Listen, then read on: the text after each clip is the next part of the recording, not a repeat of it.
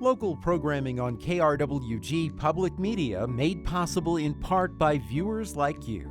Thank you.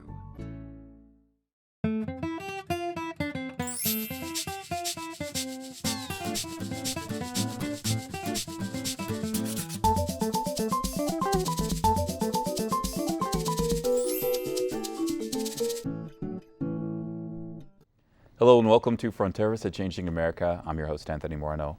President Trump ran for office with a campaign promise of stronger border security, which included building a wall on the U.S.-Mexico border.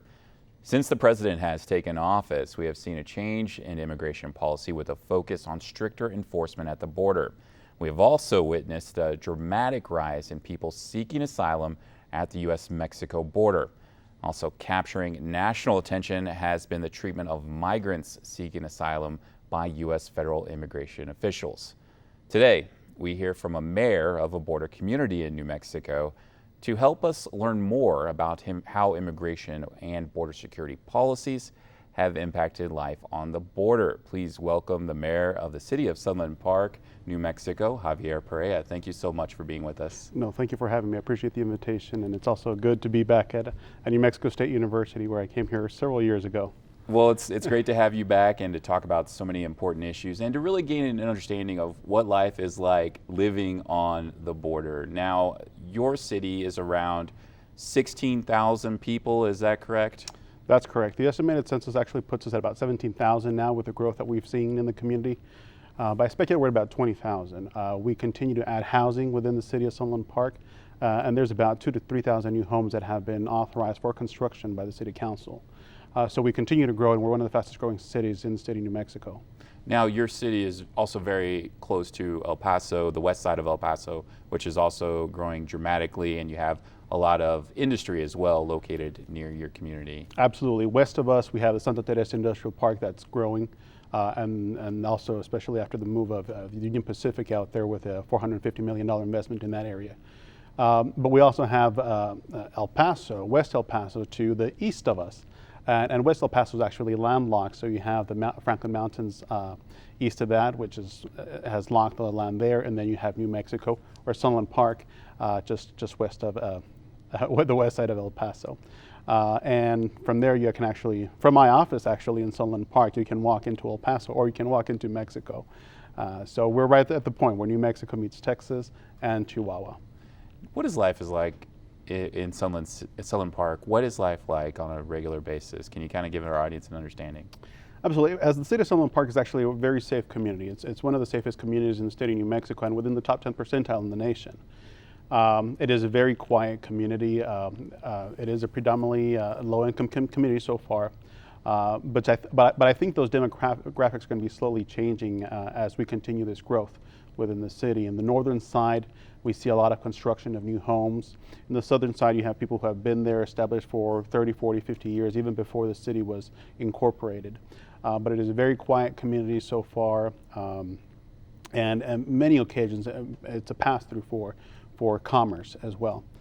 We have Pete Domenici Highway that connects to the Santa Teresa Port of Entry, and you have commerce going in through the northern side of the city. And a lot of the residents who live within Sunland Park actually work in El Paso, and we have a lot of people who work in Sunland Park are from El Paso. So it's a very dynamic area that has people crossing in from different areas and even from Mexico. People who live in Mexico and some that work in Sunland Park. President Trump, when he made his campaign announcement, made some very strong statements about the need to secure the U.S.-Mexico border. He's also made several comments about the border being dangerous, about El Paso, about border communities being dangerous places. What do you think of those comments as somebody who is the mayor of a city on the border? Well, I do think that is a mischaracterization of our community and the border here. Again, not only Sunland Park is one of the safest cities in the state of New Mexico, but the El Paso region. El Paso has been one of the safest cities in the nation, either if it's not the first, second, or third over the last several years, multiple years. So that is a mischaracterization of our communities. And I think some people don't realize that because of our proximity to the border, we're right there. We're one of the largest binational communities in the world. that there's people who live on one side and work on the other, and there's on both sides, on both the Mexican, some people who live on the Mexican side and work on the American side, and some who work in the American side and work in the Mexican side. I even have one of my counselors who was a plant manager in a factory in Juarez, but he lives here in the city of Sunland Park. So people don't realize that we're a one interconnected community, or we have families that have, the mother and the father live in Juarez, but all the children are here in the U.S. with their own homes and their own careers over here, and we have communities go back and forth. There was a time when Juarez did have an increase in crime, but that crime did stay over on the Mexican side and didn't spill over into the U.S. So to say that El Paso or this entire region is the front line of this war, it's not a war. What we have here is a humanitarian crisis, and that has a different approach than a front line of a war. Does the rhetoric of having drug violence or the rise of cartels, human trafficking, and also just a dangerous element around the border, you get that from candidates who are running in agreement with President Trump and also President Trump himself? I was kind of curious, does that make an impact on people in your community when they hear rhetoric like that? I think it's for some individuals in the community, it is frustrating when you have people from the outside dictating what it actually is to be on the border, because people don't understand. People who live thousands of miles away from where we are don't understand the dynamic of our region.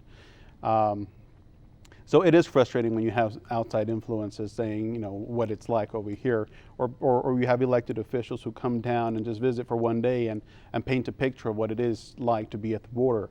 That's not a clear picture of what's happening here. You talk to people who have lived here for many years, and they'll tell you a whole different story. So it is frustrating for some individuals, but I mean, we still have to continue. Despite that, we still have to continue operating our daily lives, because we have, like I mentioned, we're a low-income community, and they still have to work every single day and to be able to provide for their families.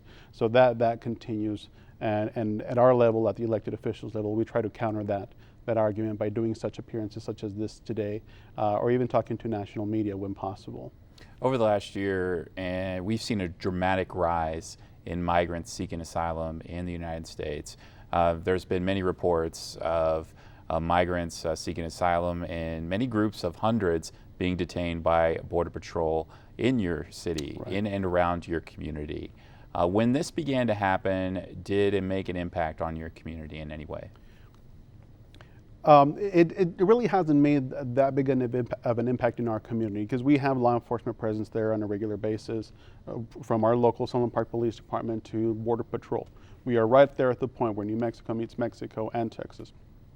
So the crossing of illegal immigrants has existed even with a wall present there within the city of Sunland Park. So with this influx of migrants over the last couple of years, what it pretty much has done is drawn a larger attention from the outside influences. But people continue to work every single day, and it's not like we have these individuals who are asking for asylum or crossing over and roaming within our communities. They're not. At the moment that they see law enforcement, be it Border Patrol, not very much in our police department, but Border Patrol is very, very present in our area. They'll approach them and they'll turn themselves to them. They're not running from these individuals. They're not walking through our communities, creating havoc. So it hasn't changed much the lifestyle of our community at that point. Did you have any conversations with law enforcement in your community or federal officials, federal immigration officials, when this incident started to happen with so many people seeking asylum in the U.S.? Not as much. The communication from the federal government down to us has been very limited to the elected officials. I know my police chief has very good communication with Border Patrol. And in cases where there is large numbers of individuals crossing, our police department will help and support just in the sense of safety.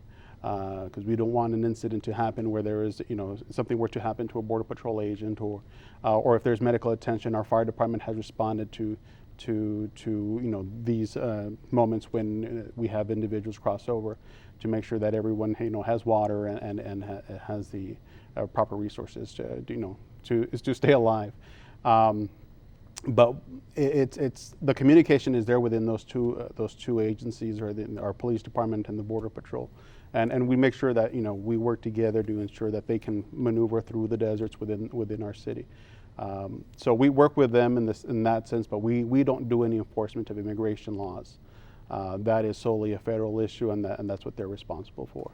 Well, you mentioned this gaining so much attention from outside groups. Well, earlier this year, an armed civilian group descended upon your city, and they mentioned, it was reported, that they are there to help secure the border, and I know they're quoted as saying they wanted to back up the Border Patrol, and it was also reported, and there was a video made present, that they detained hundreds of migrants seeking asylum in the U.S.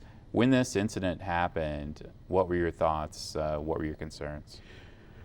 First and foremost, safety is the number one concern.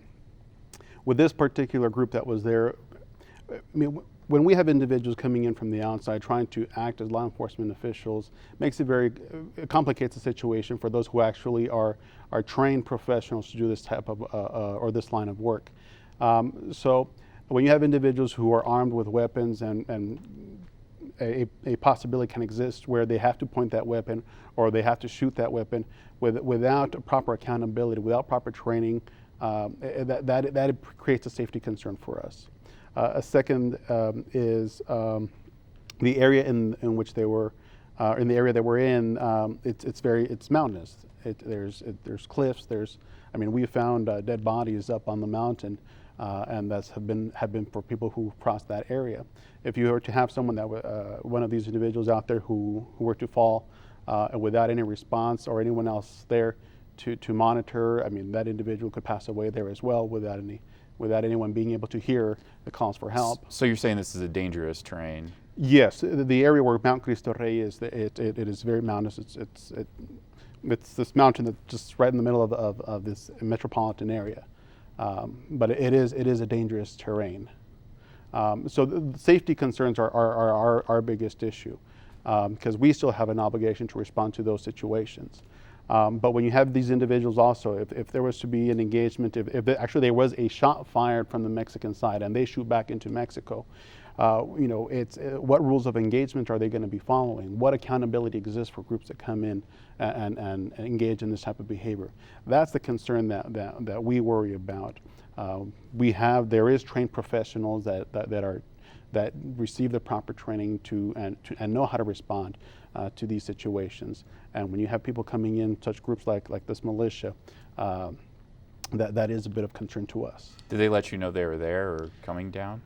Not to me directly. I know our police chief did find out about it, and he had earlier on he did go out there and meet with one of the organizers that was there. But as long as they were on private property, that we're limited to what we can do. And as long as they didn't commit a crime, they have the right to be there. But I know our police chief did have communication with him early on. And then after the incident where they recorded them holding the immigrants, I think that's when it completely exploded into a bigger issue. Since that incident took place, 2 members and leaders in this group have been detained on federal charges. Mm-hmm.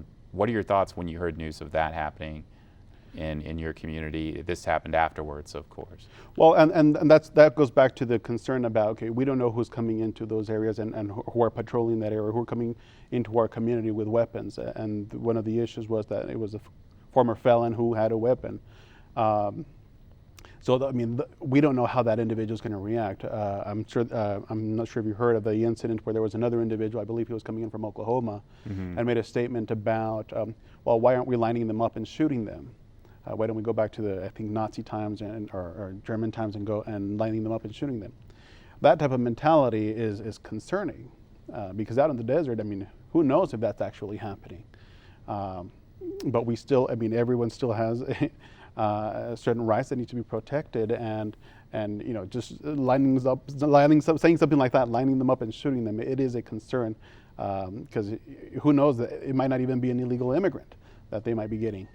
Did you get any citizens call in to voice their concerns about their safety when you had armed people walking around town with this incident? Not with the militia. In the location that they were at, they were still around the mountain, so there wasn't a lot of there's not a lot of traffic in that particular area. It's still within our city limits, but it's not an area where we have people walking on a regular basis or driving through on a regular basis. It is. So it's more towards the border, and there's not a lot of development right now along the border. So it's slightly separated.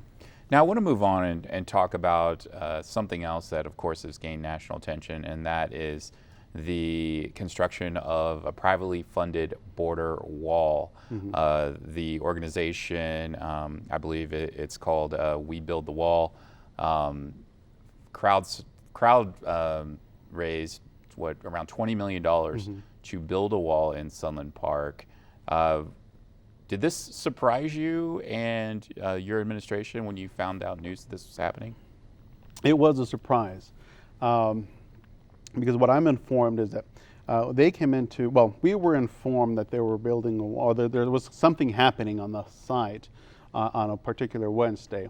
Our staff went on the following Thursday, and they were denied access to the property. And then on Friday, the owner came in and met with city staff. Now, under that particular meeting, the impression was that they were working pretty much on a simple rock wall and some pedestals for lighting. Rock walls are common in our community, so there wasn't much issue with that.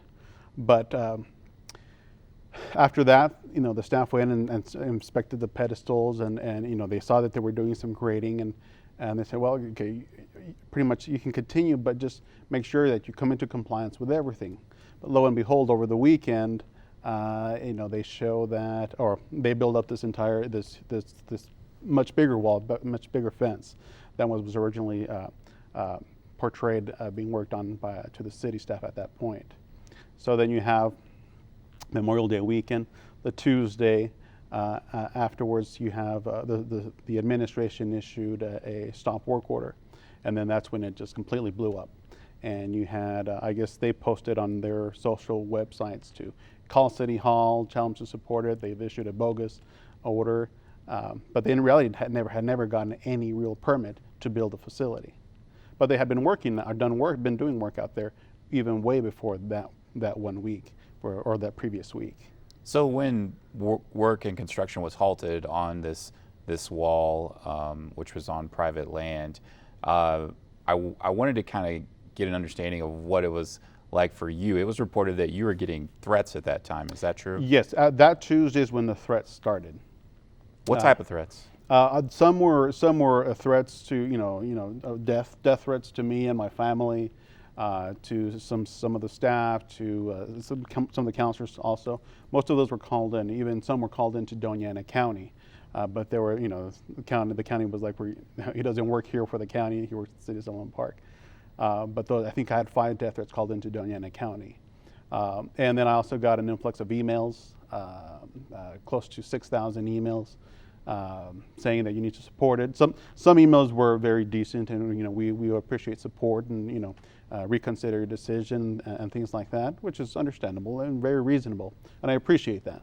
But then you had those that went right away to insulting, and you must be paid by the cartels, calling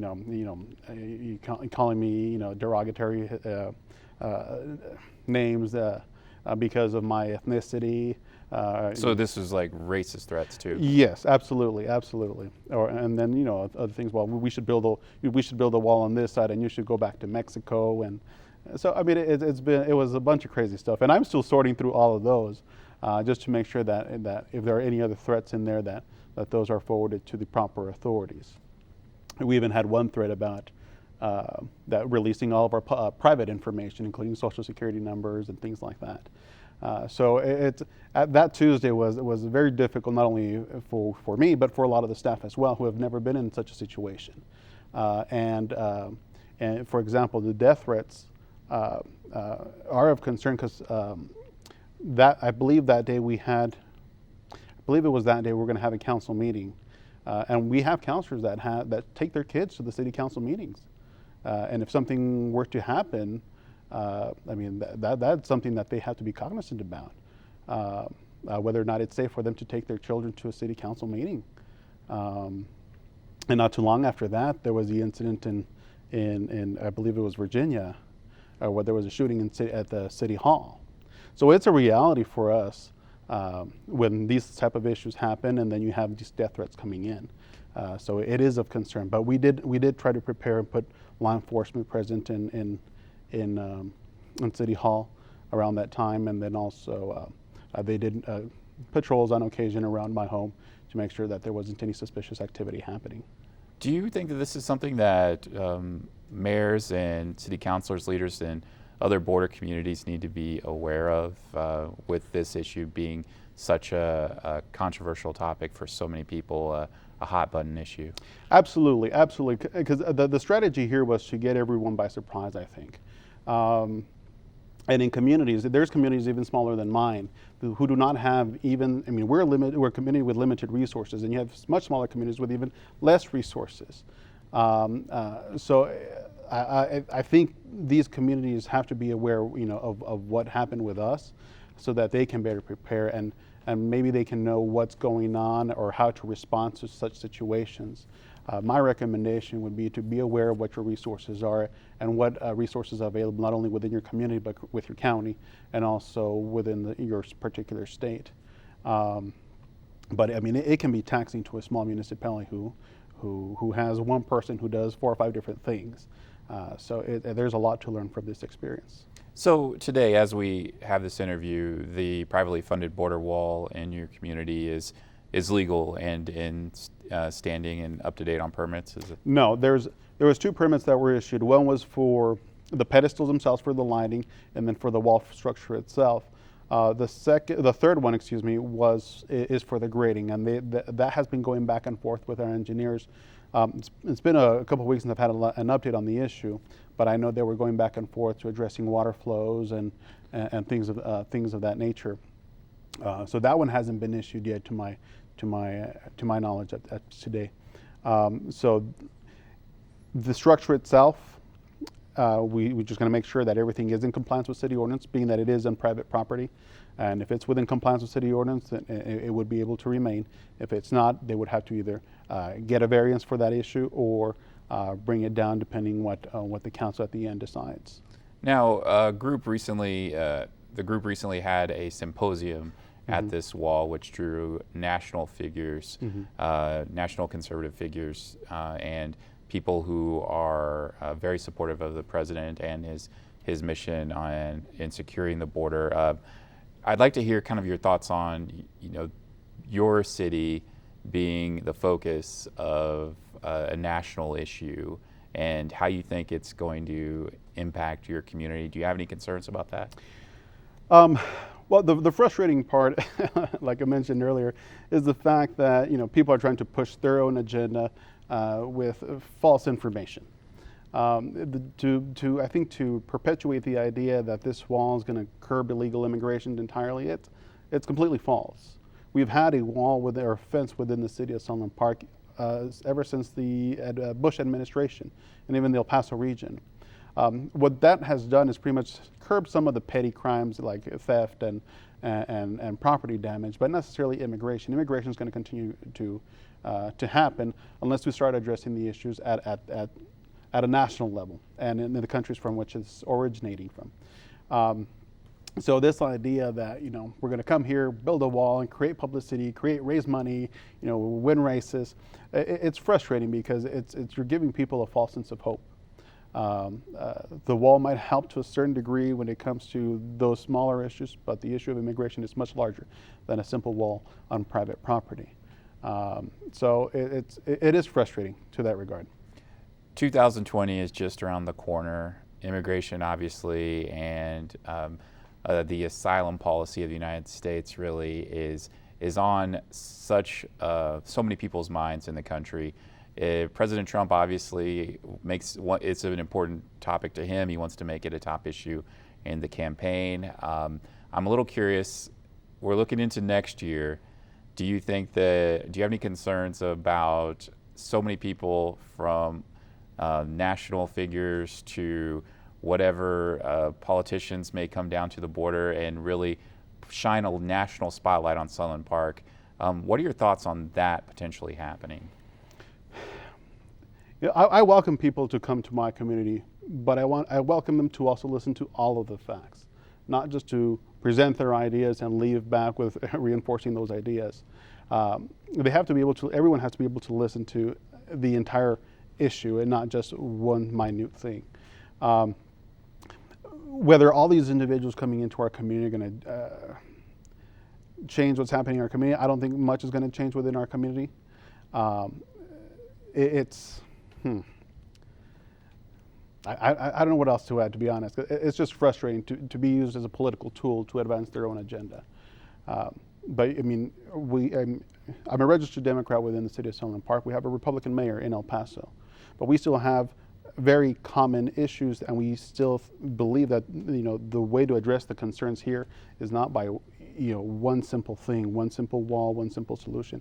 It has to be a comprehensive reform that has to come in from the federal government that's going to be able to address this issue, this national crisis. So I don't know what the future holds, but we still, as a municipality, and we still are responsible for providing a service every single day to our constituency. We're going to continue to provide that, and unfortunately, we're getting these additional issues from the federal government because of the failure to act. But we have the ability to be flexible in our responses, and we're going to continue doing that. We will do that, and we'll continue to fight with the federal government to make sure that they are taking action on these issues. Okay, unfortunately we're out of time, but Mayor Perea, I want to thank you so much for joining us on Fronteras. Fantastic. Well, thank you so much for having me. I appreciate it. And we want to thank you for joining us. I'm Anthony Moreno. We'll see you next time.